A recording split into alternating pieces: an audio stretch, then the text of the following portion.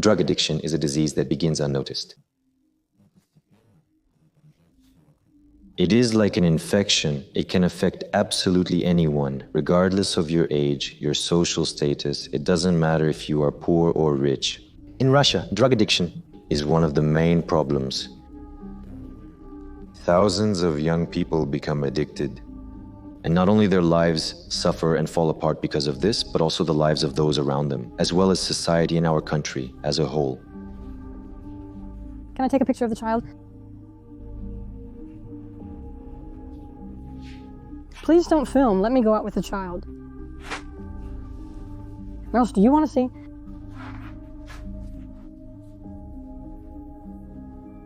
What do they call it? Okay. No, please don't. Give him 41 more minutes. So, Yeshka, what do you want with the salt here? We're drinking in front of the child. Drugs, like any addiction, take away your health, destroy your moral principles, and pull you away from real life. It turns a person into an addict who loses control over their life. In recent years, a synthetic drug called Mephedrone has become especially popular. It is particularly in demand among young people in our country. The drug is called salts, meth, or Meow. And this is not just some kind of trend, it is truly a serious threat to the current generation. People who become addicted to Mephedrone lose not only their physical health, but also control over reality.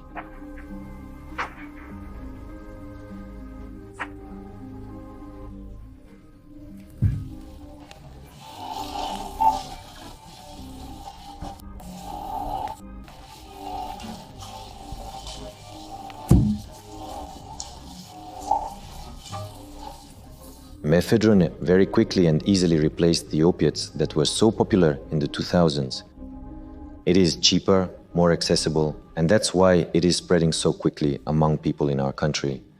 Since 2017, its production and distribution volumes have been growing exponentially, and our law enforcement agencies are finding some new laboratories for its production almost every day. For some people, drugs are a way to escape reality, while for others, it's a way to shut themselves off from problems and get rid of pain. But in reality, they only make those problems people have worse and destroy their lives, both present and future. They can make anyone addicted, a successful entrepreneur, a teacher, your friend, your parent, or your child. All of them, once they become addicted, lose control over themselves and fall into a trap from which there is no escape. The documentary we want to show you today will tell you how Mephedrone destroys people's lives. Today we will tell you the stories of those people who became victims of this drug. And we will tell you how you can avoid this. Today we will learn the real stories of real people. We will hear their problems and the reasons why they started. And today, you will get important lessons and, most importantly, advice on what to do about Mephedrone and this problem in our country. We will show you the story of those people who became addicted, and we will tell you how this addiction can be avoided.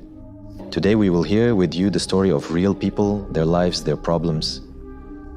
And perhaps today we will get important information about how to stop this problem and the spread of this drug in our country. This film is about those who have lost years of their lives and about those who are still trying to break free from this addiction. Drugs are not just a personal tragedy. Drugs are a huge problem for all of modern society. But maybe here today we can do something good, something useful for society to help stop this plague.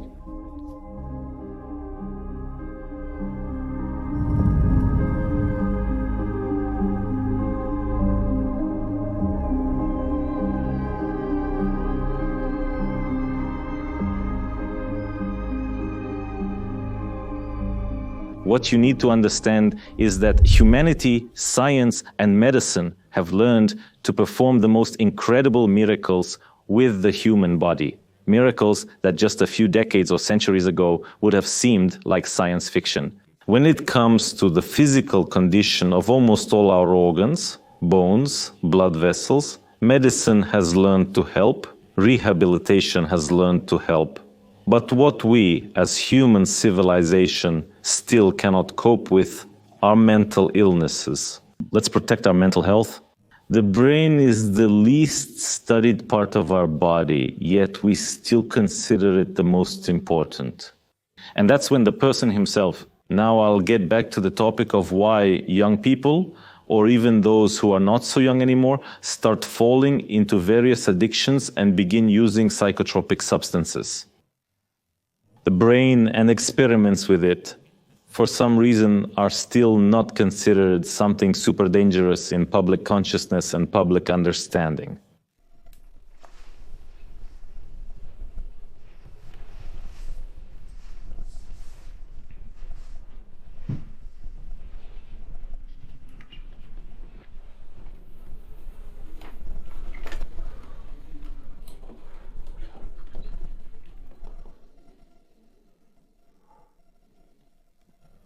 It seems to me that many people feel this way, and research by sociologists confirms it.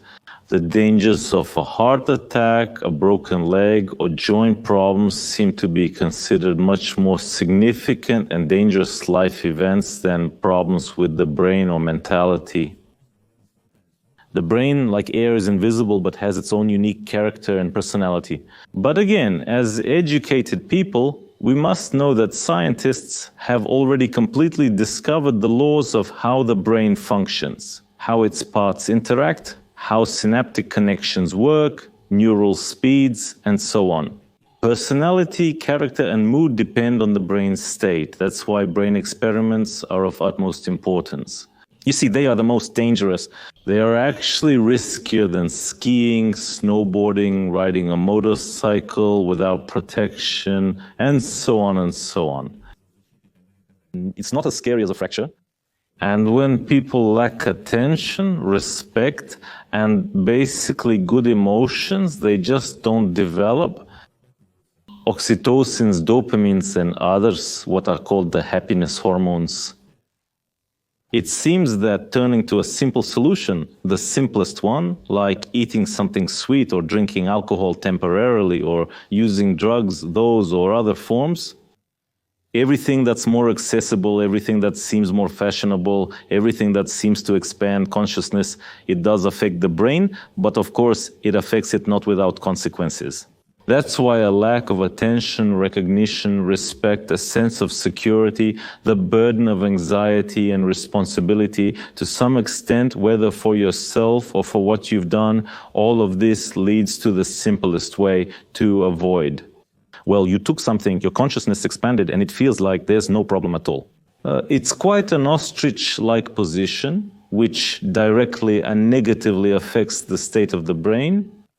So once again, why do people start turning to this? Is it because of their own weakness?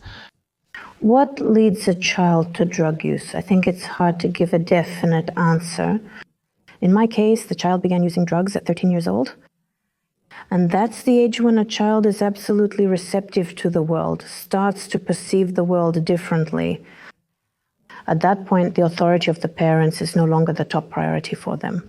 And accordingly, internal experiences, hormonal changes, and some other internal changes, plus the environment, come to the forefront. As I studied this topic after my son's death, I found that in fact many people turn to drugs precisely because of their internal struggles. My first experience happened in my third year at the medical university. I was studying at a medical university. Why did I do it?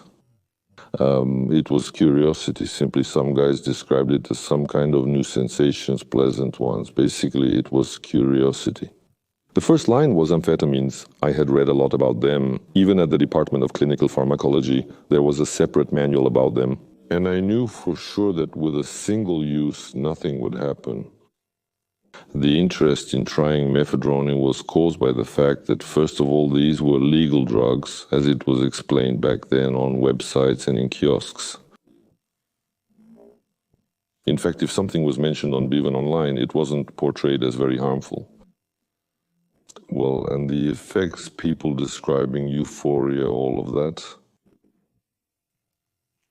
Easy availability was the reason why I decided to try it. They say back then, they used to say there was intense euphoria and a much stronger sensation from sex. The first time I tried it was in my 6th year at university. It was during the period of final exams, and when we had already passed them, it was kind of like a reward for ourselves for all the hard work. After graduating from university, I met up with some friends, and we wanted to have a fun and unusual time. I need to make a small remark here. I didn't like alcohol. I didn't like drinking like all my classmates and friends. I didn't see any pleasure in it. I thought it was some kind of crude thrill. Let's start with the fact that the next day just doesn't exist when you start using Mephedrone. It's at least 2 days. And after that, there's fatigue, depression, apathy, exhaustion, and a feeling of humiliation and insignificance. Addiction is a disease, and drug dependence as a disease develops from the moment a person makes a conscious choice about how to act. There's a behavioral model formed from childhood that dictates how to act, whether it's being honest or lying in certain situations, to go and sign up for extra classes or to go smoke with the guys. And from this personal conscious choice, a behavioral model is formed, which ultimately leads to a condition like addiction. The final stage of addiction is use. Unfortunately, our society forgets that addiction is a disease. It's not just a bad habit, it's not a weakness of character, it is truly an illness, and it does not go away without consequences and society. And I can't speak about the state's overall position on this disease, but I can, for example, talk about the attitude toward underage children. I have, when in Russia, there are no rehabilitation centers, or rather there are only 2 in total, where there is an opportunity to undergo rehabilitation courses for underage children. 2 centers for all of Russia. So the usual answer is let them use. When they turn 18 and become adults, we'll be ready to accept them. And that's why we will open a center now specifically for the rehabilitation of minors. My child grew up as an athlete. All through elementary school, he did karate, he played basketball, he was an excellent student. At the end of 5th grade, he started going through puberty, and it was quite intense. This happened after he had recovered from a coronavirus infection. He started having problems with fatigue, problems at school began, and he somehow started studying less. His academic performance began to suffer. In the 6th grade, he went through a very intense transitional period, and in the 7th grade, he also went through a very intense transitional period. We consulted psychologists. In particular, I took my son to consultations with 2 psychiatrists to rule out depressive syndrome and to rule out any behavioral problems. But no, all the doctors agreed that this is just a classic transitional age. That's how you live, not understanding anything at all, but you're living in complete chaos. Actually, I had a salt-using family. Everyone was criticizing everyone. I was the last one to start using. I was against it. But then just one girl came along at one point, and I felt really, really sorry for the salt users. I didn't understand why they were running around like that. Well, I thought, maybe I should try it. Damn, maybe it's something really awesome. I tried to help, but in the end, I just sweated. In the summer after 7th grade, he started using drugs. Unfortunately, I only found out about it the night before he died. My son and I were planning to move from Irkutsk to Moscow. By September 1st, he was already enrolled online in a Moscow school, but unfortunately on September 2nd, he didn't wake up. On the night of September 2nd, I heard that he was breathing strangely in his bedroom. I went into his room and it seemed like he couldn't catch his breath.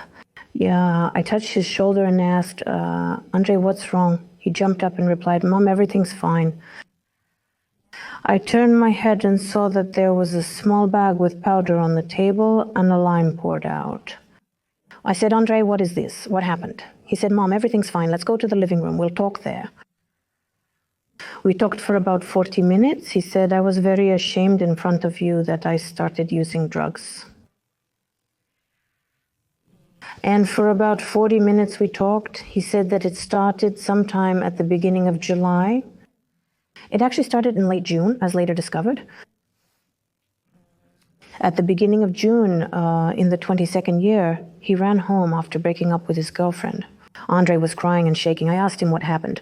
He said, "Mom, she tried meth. She knows how I feel about that." He was shaking, and it was really clear that this was unacceptable to him. I never in my life thought that in 3 months I would be burying my child for this very reason. And he was always mature beyond his years. At the end of July, a little more than a month before his death, we had an interesting conversation.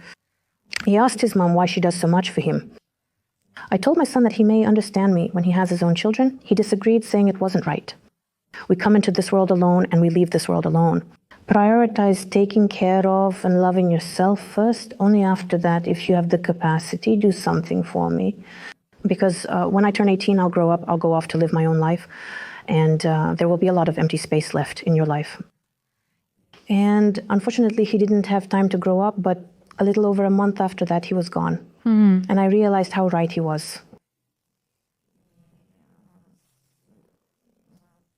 And then on September 2nd, he didn't wake up in the morning. During our last conversation that night, I asked him to sleep in my room because he seemed perfectly fine and was conversing normally. I didn't even have the thought that this could somehow end in a fatal outcome because I myself had never encountered drugs in my life. He lay down, took my hand, pressed it to his chest and said, "Mom, I'm sorry for scaring you so much. I love you very much." Then he fell asleep. And in the morning, I found him already dead in bed. The forensic expert said that there wasn't a single injection mark on his body, so the drug was used in powder form. He sniffed the powder. Combined poisoning, Mephedrone, heroin. He told me at night when I asked what was there, because there was one empty packet and one packet that was completely full. He introduced his mother to meth and Eshka, stating that Eshka was a gift he received. According to the investigative committee's examination, it was heroin, not Eshka.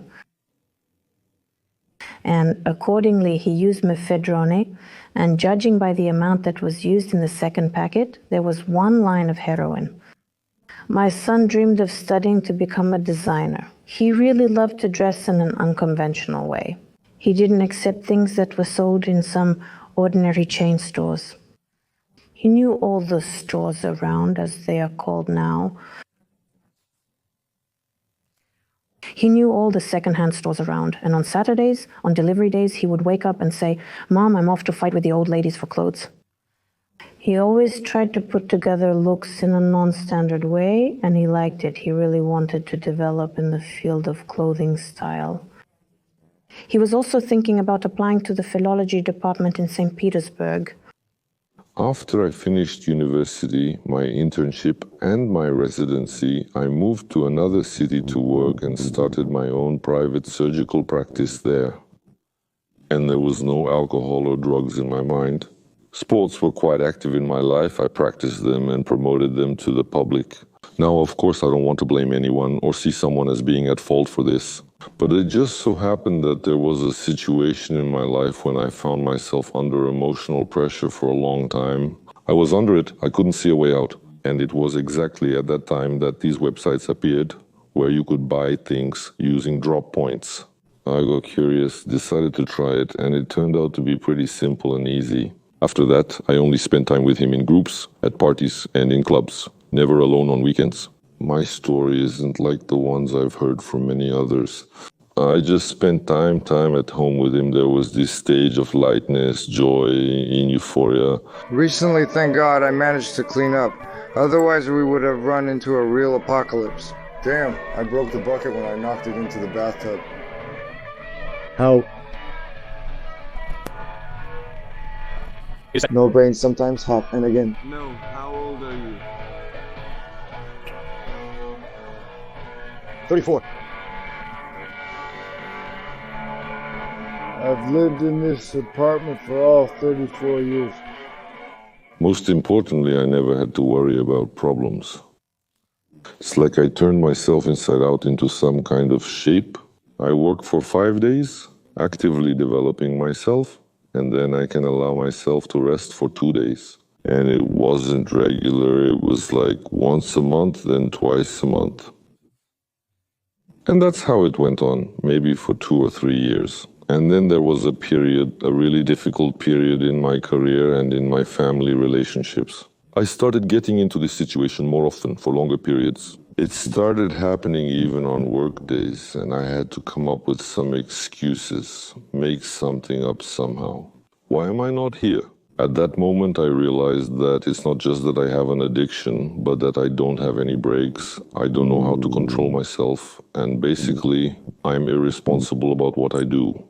That's when I first went to a narcologist in the city who said that I had a certain problem, that I needed help, and that I didn't know how to get out of it. But at the same time, when I was talking to him, I clearly realized that I was being dishonest about it. I really downplayed the significance of this problem, told him stories as if, well, I'm just messing around, just decided to ask for some advice. He wrote me a set of medications back then. And my condition was terrible. I was just walking around. My head felt like cotton. I couldn't remember anything, couldn't think straight. I could just sit, stare at one spot, and do nothing. I thought that I didn't like this treatment, so I started to study what treatment methods exist in general. All of this is always described in rehabilitation centers and nowhere else. I used to think that this didn't concern me, that everything was fine with me, that I was in control. If there are any health consequences, I, as a doctor, know how to minimize them, how to do detox, restore electrolyte balance, and support the liver. My knowledge misled me. I thought it was helping, but it played a cruel joke on me. Because I could use Mephedrone more often, but at the same time, I didn't feel its harmful effects in the form of calm downs, depression, or any health problems. And somehow, psychologically, it convinced me that it suited me. That's how I realized that Mephedrone is a serious problem. I had a fight with my wife. I loved this person and I still love her, even though we broke up. So I decided, like all guys do when they leave home, that I could go out and have some fun. So this time I bought a larger quantity than I usually do. And I thought, why do I always use it like this? Nasally? Constantly sniffling, some redness on the face, watery eyes, it's always noticeable. Why not try it intravenously? Actually, it was after this injection that I realized I had a serious problem. Because after that time, for 3 years, I couldn't stop anymore. The most I could do was take a break to sort something out at work. But that's already, if I remember now, 3 years. It was just marathon after marathon, and they were even getting shorter. I would last there for about 2 months, and then I would go back to marathons, then 5 or 6 days, then a month, and then the breaks were at most 2 days. I haven't experienced the effects of Mephedrone myself, but I can describe the consequences of Mephedrone. In my revolutionary process, there are people S. There are commonly accepted names and terms, more precisely like hard drugs. Among them, we can include drugs with frightening names like methadone and heroin. But the consequences and harm from the use of new synthetic drugs in the target subgroup, including Mephedrone, are much stronger. And another interesting point is that, for example, a drug addict with a pronounced opioid addiction, whose drug of choice is heroin or methadone, with repeated use of the so-called SALT subgroup, he either adds this drug to his regimen or completely switches to it. Opioid addicts are extremely rare, like dinosaurs. I can say since 96, it's been almost, how many years is that for us? 27 years, that's her age.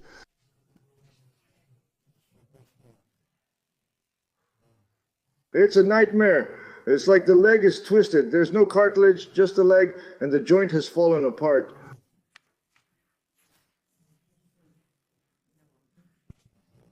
It's because of the Saliaba, yes.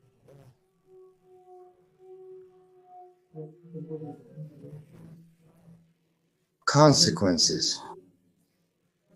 Of use, I emphasize.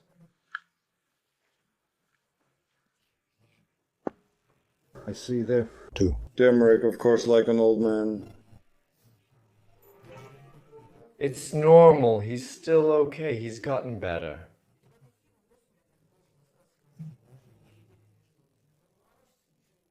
The difference between drug addicts of the 90s, 80s, and today's probably is that the current ones don't impress people as much. Mainly it's because of the information overload in society and the easy access to information about them. Because in the 90s and 80s, drug addicts were, thank God, a rarity. These are clearly antisocial elements and so on.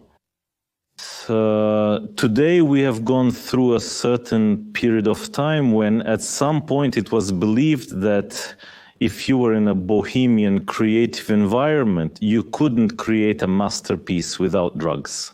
So this was also somehow being instilled into people's minds and into public consciousness, right? Today, thanks to the internet, you can find a lot of recipes for making something yourself, something as cheap as possible and as destructive to the body as possible. I believe it's all related. However, in the 80s and 90s, things were likely similar. But since we live in this period, it's important for us to think about what to do now and what not to do now, so that this problem of drug addiction doesn't become an internal weapon against our society, because we can invent something, unite, defend our interests, and support large families.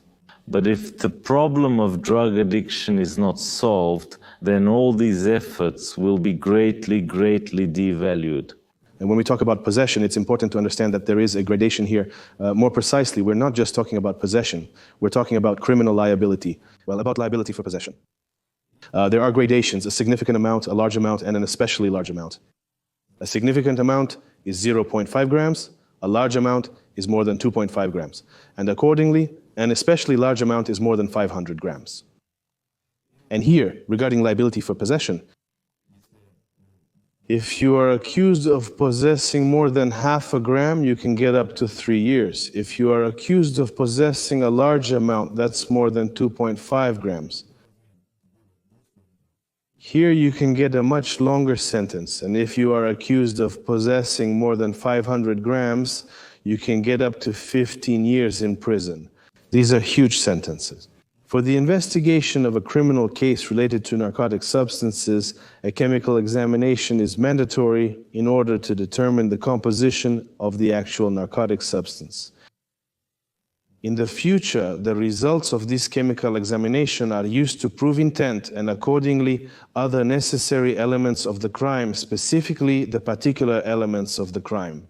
Unfortunately, there are cases when a person is accused of storing narcotic substances even when the entire case is fabricated. What does this mean? This means that some amount of narcotic substances was planted on you, which constitutes a criminal offense. For example, possession. That means more than half a gram. That's not much, right? Overall, this criminal offense carries a sentence of up to 3 years in prison.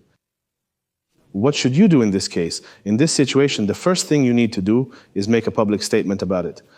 Usually, when investigative actions related to this kind of offense take place, witnesses are present. And accordingly, each witness needs to state that this does not belong to you. Firstly, do this. Secondly, ensure it's officially recorded in the seizure report that this doesn't belong to you. Under no circumstances should you touch anything that isn't yours with your own hands, because later it can be proven that it does not belong to you. By using swabs from your nails, it can be proven that you never touched this packet and that there are no traces of your body on it. I mean, on this packet. Or another container that may contain a narcotic substance. Moreover, you also need to understand that in the process of proving, any evidence can be used. If you really have used drugs at some point, even if you just experimented once, for example, then of course, this can negatively affect the assessment of your character in the future. If you have never used drugs, if you are a staunch opponent, and nowhere, never has anyone ever heard that you could have even thought about it, and you have never been in such a company with people who could be into this, and if there is no other evidence in the criminal case except just a little bag that somehow, in a mysterious way, appeared somewhere in your space, then the questions of proof are only possible if, from the very beginning, you consciously inform all members of the investigative team, as well as any other possible participants, that this is not yours, you don't know how it ended up with you. Watch out so that maybe something that isn't yours doesn't appear in your pocket or in your car. And you can say this directly, have it recorded in the protocol, and draw the witness's attention to it. It is absolutely necessary to involve a lawyer, a professional defender who specializes in such cases in all investigative actions. This person will, of course, be able to help you prove your innocence if someone tries to fabricate a case against you. By the way, there are also positive cases. We know of well-known cases where people were accused of possessing narcotic substances, and later all charges were dropped. The severity of responsibility must always go hand in hand with the inevitability of responsibility. And I think that's all for today. All digital and other technologies already make it possible to detect traces of the use of various substances in the blood and tissues for many, many months, even after use. And when people understand that the time will inevitably come when it will be impossible to hide that you have used something, this may be the solution to reducing use. When you used it, no one noticed, and there seemed to be no issues. However, you can't simply hide what you did. Here are all the digital technologies for the development of medicine and data storage. The fact is, when they found this on you, now it's stored and that's it. And who needs someone to discover in 20 or 30 years that they found something in your body back in 24? The realization that even a small contact with drugs can, after some time, ruin your career, reputation, financial stability, family relationships, and so on. I think this is the most powerful barrier there can be. Well, of course, the availability and the violation of the law in the circulation of drugs, it, of course, should be punished. On the other hand, after all, what makes the punishment more severe? But someone could plant it. Someone else could do something like that. Well, why is that necessary? Without protection from this, there's no guarantee against someone planting something on you. There's probably no need to make things stricter. We just need to introduce regular medical checkups. It's mandatory so that your insurance, even if it's state insurance, gets renewed. And if they find something in your blood, then your insurance becomes more expensive. That's how there should be a financial burden. I think then each individual will treat this more responsibly. Why salt? Why did salt become so popular? Why is the myth about it so widespread? It's all very simple. It can be synthesized practically in any kitchen from available materials by putting together a simple laboratory on the spot. The raw materials, mainly from China, are relatively inexpensive. And that's why, unlike many other types of drugs that require transportation, for example, like cocaine from other countries, here everything is much simpler. This drug is created here. This drug is a designer drug. A huge amount, there are different types of Mephedrone. It's hard to catch it by different analysis, and that's why classic analyzers, which are used, for example, to detect traces of drugs in a sample, for example, by traffic police officers, in this case, will be ineffective. Because of its easy accessibility, because it's inexpensive, since a dose costs very little, the drug has also become popular among young people. If cocaine is expensive, then Mephedrone is inexpensive, and often people start using it even while still being school students. And the easiest way to get money for a dose is to take Mephedrone and sell it to your peers, making them addicted as well. And this is a huge problem because people who are addicted involve those around them in addiction in order to have the financial means to keep buying drugs. Soshka, we have 2,000 rubles left. Give me 2,000 rubles and I'll give you the stuff after the shift. You'll take it all, you'll get it. Here we have a chance to feel more. There are no options at all. You can cry or not cry, do whatever the hell you want, damn it. All right, now we'll go together. You'll go alone and not... God willing, you'll make it. No. You can do it like that. Let's go. No, you will go. Alone, you. Are you stupid or what? You know you can't walk on your leg, fuck. You. Of course. Your money, damn it. You don't even have your own change, and even if you had 500 rubles, you'd start barking right away. You'd start barking right away. You'd ask someone for money, 2,000, a loan, another one. So yeah, no, what? Are you crazy? I only have 2,000, damn it. At least 3,000. You're an idiot. I don't even have a single kopeck. I don't have any more. A crime is a criminally punishable act. Any crime, when committed, is evaluated by investigative authorities and then also by the court during the judicial investigation. At some point in time, perhaps, the elements of a crime that are considered with the participation of the court and, for example, a jury, are also evaluated by the jury. All the circumstances, as well as mitigating and aggravating factors of the crime, are assessed in the case of the crime being committed. Any intoxication, whether it is alcohol intoxication or drug intoxication, is always considered an aggravating circumstance. That is, if someone commits a crime while under the influence of mephedrone, they will receive a longer sentence than a person who commits a similar crime while sober. Many people think that mephedrone is not a serious drug and that it is not a big challenge for the body, but that's not true. It can cause hypertensive crises, deaths from trauma and disability. That's why when we often see in the news about a young boy who died of a heart attack at 25 years old, we don't understand that.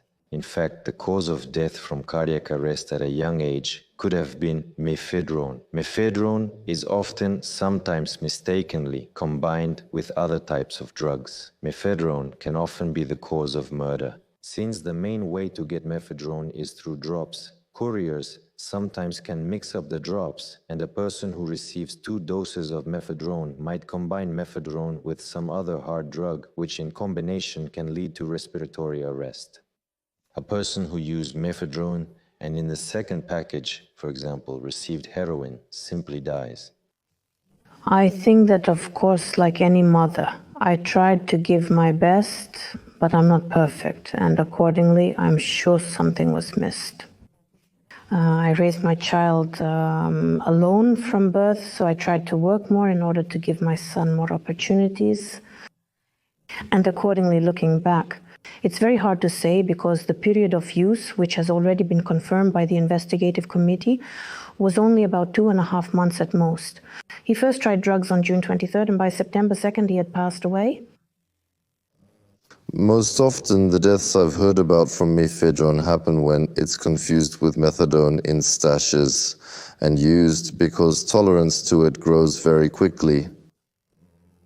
In my experience, there are residents, young adults, 18 or 19 years old, who used 8 to 10 grams of mephedrone before going to bed and still went to sleep unsatisfied. So do you understand what kind of quantities we're talking about here with repeated use? And it's not hard to confuse it with another substance and end up overdosing. So how many deaths do we actually get per year in our country from mephedrone?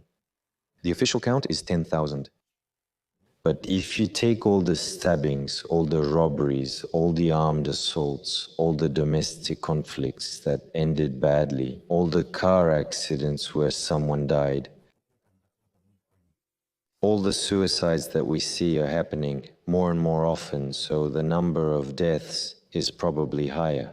It's just that this statistic is unknown to us, it's unavailable to us, and very often we simply don't know what actually led a person to suicide. We often attribute this to unrequited love. Remember the headlines in some publications when they say it was unrequited love. A person jumped out the window, but in reality, perhaps the reason for jumping out the window was actually mephedrone.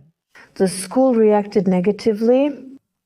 This is the first case when a child directly, although at that moment already a former student of the gymnasium, since we had already withdrawn the documents and the documents had already been submitted to the Moscow school, This is the first case, and accordingly, many people were very negatively disposed. As for the other children who were directly in chats with my child, there were also students from the same gymnasium who were involved. This is not an isolated case, but the only one that ended fatally. Did the school take any actions to prevent the spread and accordingly the use among students? It's hard to answer here because we left the school. But the documents about those children who were directly in the chat and who were tested for drugs were handed over to the school. Why didn't my child stop after understanding what these games with drugs lead to? I still don't have an answer to this question. Because 3 months before his death, he had a very negative attitude toward this. But his close circle and accordingly their experience with using apparently played their role. I think every parent worries about how to protect their child from drug use, including Mephedrone. I think this is the most painful topic for people from different walks of life, from different layers of society. I mean, both the poor and the rich. Most likely, being part of a big family, not trying to distance yourself from your child, being in contact with your child, being a friend to your child, and explain to them that this is wrong, to show by your own example that this is wrong. Not to use, of course, any narcotic drugs or psychotropic substances yourself. Try not to use alcohol and not to smoke. In general, all these habits can form a negative perception in the child and at the same time a positive one in terms of the possibility of repeating this experience. I think that love, definitely attention and friendship with your child will allow me, including as a parent, to limit the possible use of Mephedrone and other narcotic substances. Of course, we also care about what kind of environment they are in. I believe that the social environment is very important in order to limit it. If we constantly allow children to be outside without asking about them, what they are doing there or who they are spending time with, if we don't know their friends, what families they come from, then the risk that they might use various substances and perhaps behave inappropriately, not the way we would like, increases. It is much greater and higher. But if we still take part in our children's lives, we try to give them additional education besides the basic one. We try to get them interested in some hobbies. We try to immerse them in some interesting environments. We try to structure the child's time in such a way that he is always engaged in something positive. And then when he gets used to always being involved in positive activities, but the most important thing here is not to overload the child, because if we overload him, he will look for ways to relax urgently and unload faster. That's why I think that such simple things help to eliminate possible negative behaviors from children.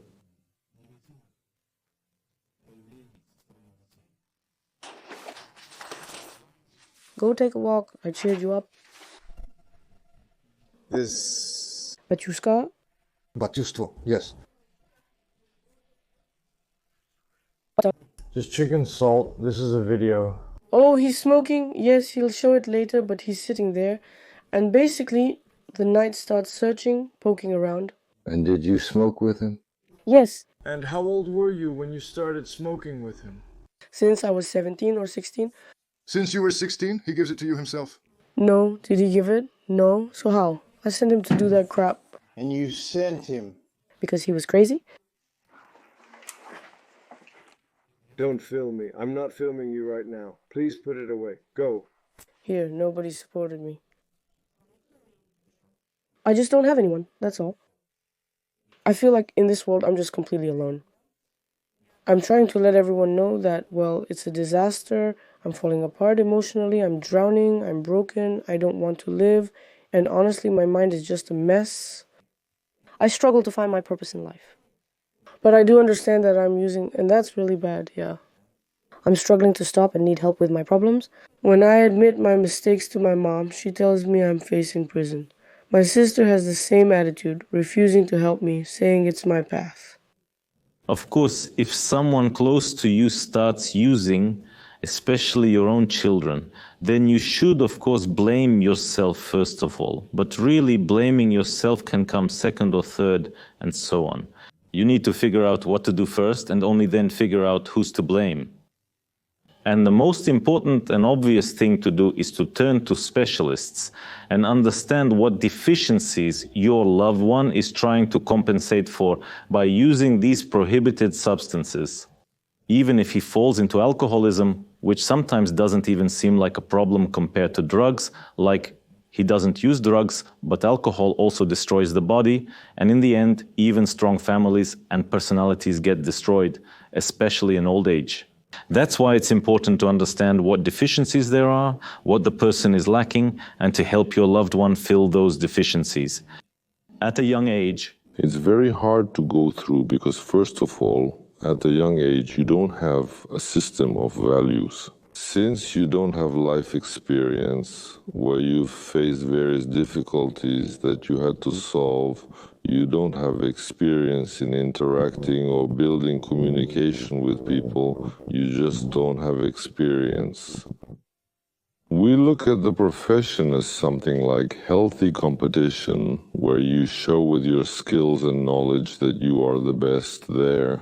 You don't know your own qualities, you don't know what you're capable of, and you haven't yet felt that inner core that you have. It's exactly that inner core that at some point can help you, remind you that after all, you're not like that, you're like this, and give you a chance to return there when you're young. Are you wanted right now? Yes. And for what? I stabbed a person. Stabbed? Why did you stab him? Well, wait, they wouldn't let me out of the store. I was high on weed. I just went to cut someone. My trials have already happened. How many? Well, basically they were supposed to send me for compulsory treatment. I had a family addicted to salt. Everyone smoked. I was the last one to start. I was actually against it, honestly. I felt very sorry for those addicted to salts, as I couldn't understand their behavior. Well, I thought maybe I should try it. Damn, maybe there's something really amazing about it. I thought, like, I'll try it, maybe I can help. But in the end, well, I just got hooked. How long did I smoke? 2 weeks, then I quit and didn't smoke at all. And how long have you been using already? For a solid year, but overall, well, 2. And where are your parents? And right now, everyone is in the psychiatric hospital. She's totally lost her mind, a drug addict. My mother just got out now. And where did she get out from prison? What was she in for? For drugs? Twice. Yes, I basically lived with my father since childhood. I was just settling parental rights. Well, I just happened to be abandoned. I think she replaced me for a while, because that's just my opinion.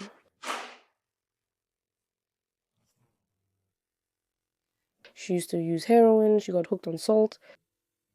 I don't want to say right away so that no one cries anywhere. God willing, if there are guys who get into this, I hope they get out of it, but not at a young age. It's very difficult because the impressions we get at a young age are so vivid that our psyche will later adapt to something else. Let's say it's considered more proper in society. He will constantly feel bored, sad, apathetic, and he'll think that life is dull, wonder why he needs such a grey life, and he'll go back there again. For example, at the rehab center, when I signed the contract and was admitted there, I shared my story. And the fact that I came on my own, I admitted it myself. I wanted to say that I would get treatment. That's 3 months of being there. To explain, to readjust, so your mind can change. If you wanted to get treatment, but your parents still brought you in, that's 6 months. If you're young and don't willingly enter the system of motivators, they'll come for you, sedate you, and you'll wake up in the system. In the rehabilitation center, it's from a year, because young people don't respond to treatment, as they say. But in fact, I want to repeat once again, there is no real treatment. There is absolutely no understanding of how to treat Mephedrone addiction. Antidepressants, benzodiazepines, tranquilizers, sleeping pills, they just create a state where you're kind of numb, demotivated, inactive, and unambitious. But at least you don't bother society and your loved ones are calm because you're not using, that's all. I'm often asked whether it's possible to forcefully place someone in rehab. The answer to this question is the following. Without a court decision, it's not possible to forcefully place someone anywhere, especially in rehab. But sometimes there are cases when a person is placed in a medical facility for compulsory treatment based on a court decision. This is possible. Sometimes it happens that if a person violates public order, they can be placed in a specialized institution where they can receive medical assistance so that they do not violate the requirements of the current legislation. In general, the principle is as follows. You have your rights and your responsibilities. When your rights infringe on the rights of third parties, accordingly, you are already required to act a little differently and cannot exercise your rights in that way. In this regard, there may be punitive consequences. And if we delve deeper into this topic, the answer to this question is the following. It is not possible to place someone directly into rehab, a violent person, but to other institutions it may be possible based on a court decision. There are cases when people who use drugs, who are addicts, that is, who have this disease, are partially deprived of their legal capacity. Their legal capacity is limited in the interests of the family members of this person. Such cases do happen. Based on my experience working specifically with addiction as a disease, I have not seen anyone recover or stop the disease on their own. I haven't met anyone who's managed to do it. I'm still waiting for that unique case. When I'm asked about the duration of the rehabilitation course, I immediately say that there isn't one. It's all individual. There is a certain set of tasks that need to be completed for us to consider this stage of inpatient treatment finished.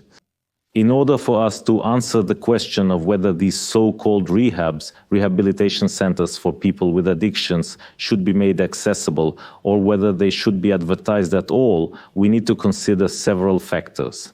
We will receive a huge amount of hate, anger, and curses. In any case, as we know, a significant portion of experts, just like ordinary people, think they know everything, how to play football, how to build relationships with China and Taiwan. We are engaged in longevity and treating people with drug addiction. So people will judge, and they will also be right, because by doing so, we show that you can get out of this situation, which means there's nothing to be afraid of.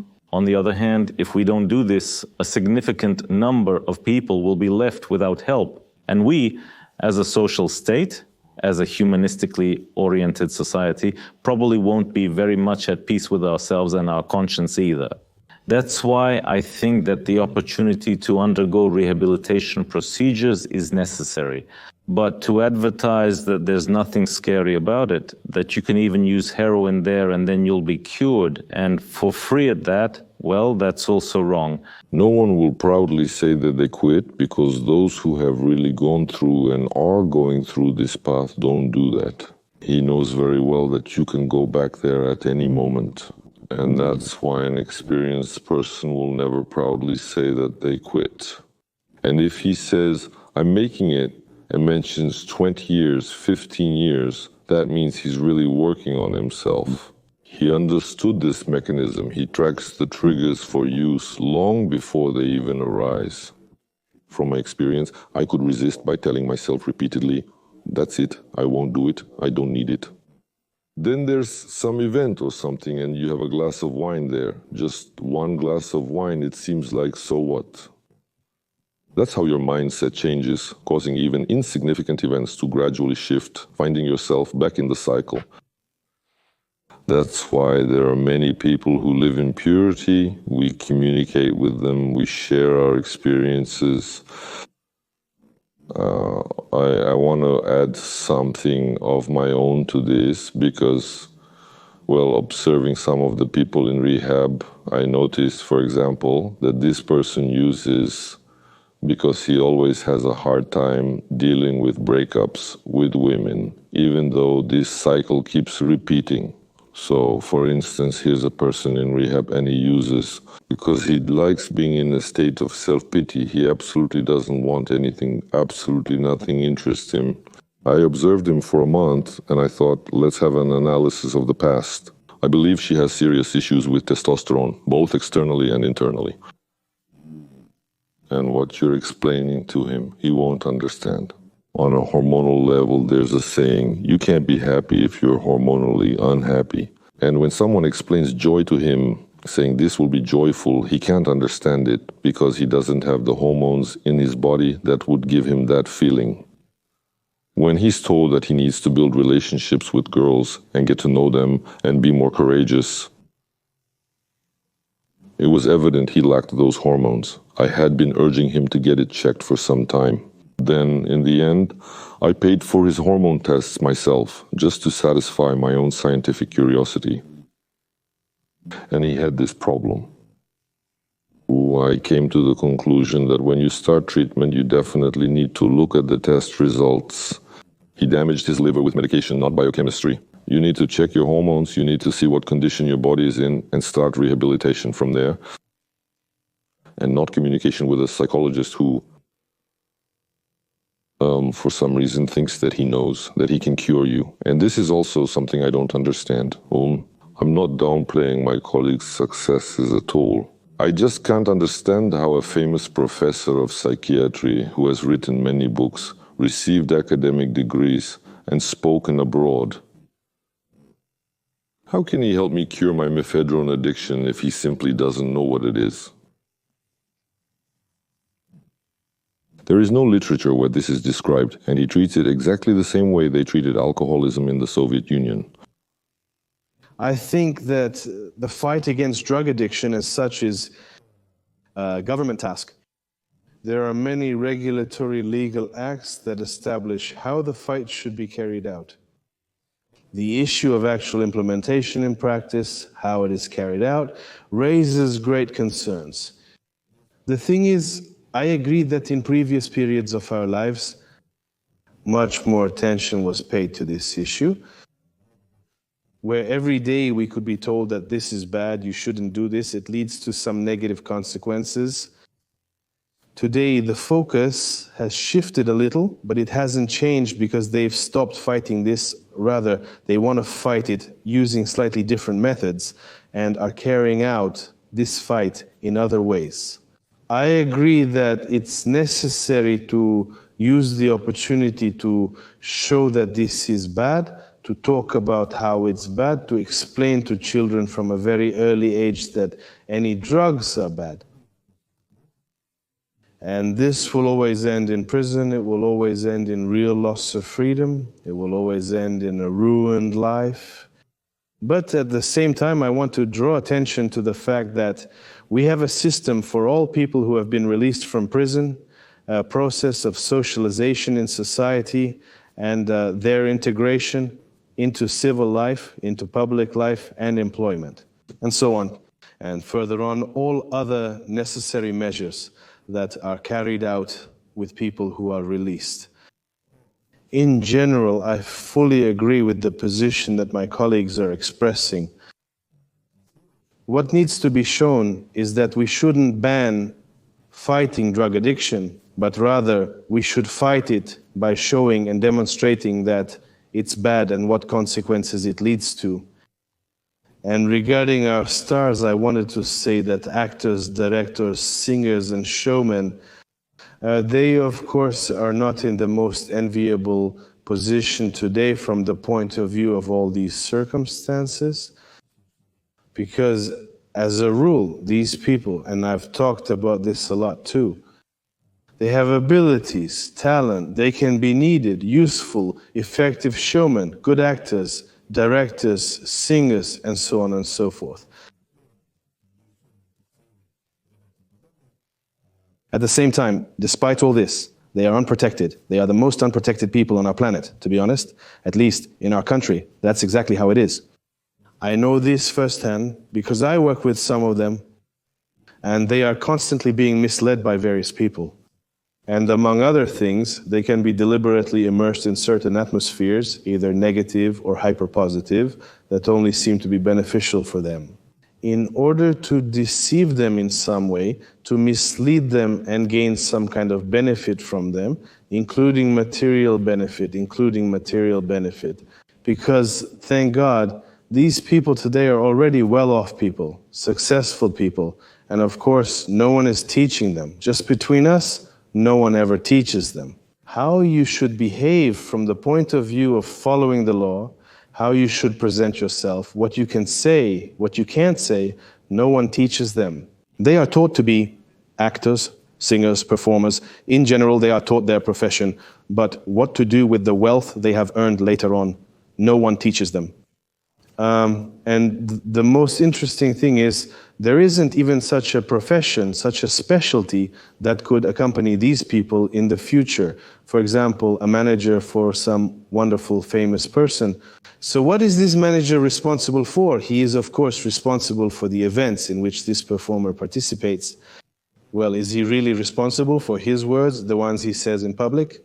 Is he really responsible for who he is friends with? Is he really responsible for what he takes? No, of course not. He's not responsible. Can he really make his actor, performer, or whoever he's accompanying somehow build the corporate structure of his business?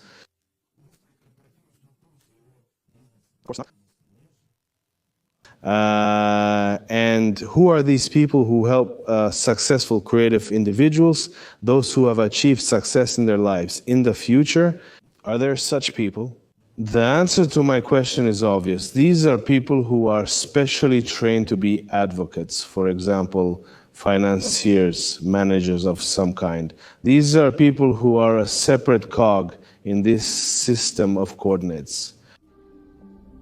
And it seems to me that the most important thing in this case, this is exactly about providing information on how one should behave, including to our celebrities, that before saying anything from the screen, you should consult with your lawyer. Before using something somewhere or going to some party, you should consult with your lawyer. In general, probably every successful person should have their own lawyer. No matter how biased it may sound coming from me. Drug addiction is a global problem that has not spared a single country. We can fight as much as we want against those who sell, and we can fight as much as we want against those who produce them. But the key in the fight against Mephedrone and other drugs is reducing the demand for them. This can only be achieved through proper upbringing of our children and the right values in the minds of both ourselves and those around us. That's why the fight against drugs starts with each of us. And the first step in this direction is a healthy lifestyle.